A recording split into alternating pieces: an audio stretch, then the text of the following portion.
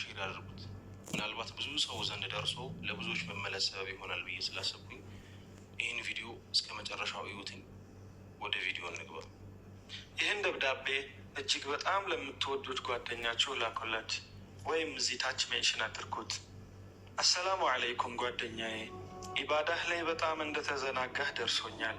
በቀን ትንሽ ደቂቃም ትቀራት የነበረችውን ቁርአን ትተሃታል።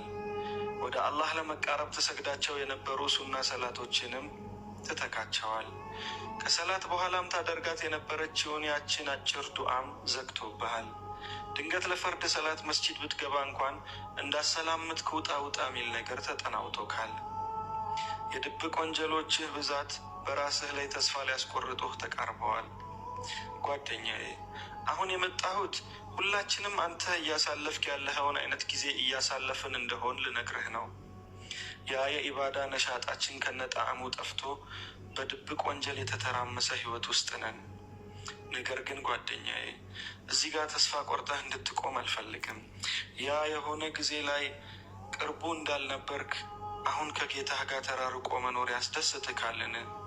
ጓደኛዬ ሆይ፣ እዚህ ምድር ላይ የምንኖረው ጥቂት ቀናትን ነው።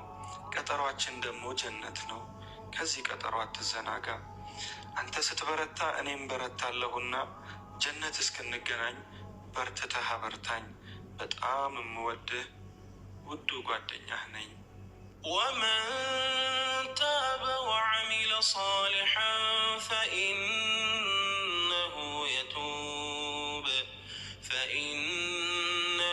የቱቡ ኢለላሂ መታባ።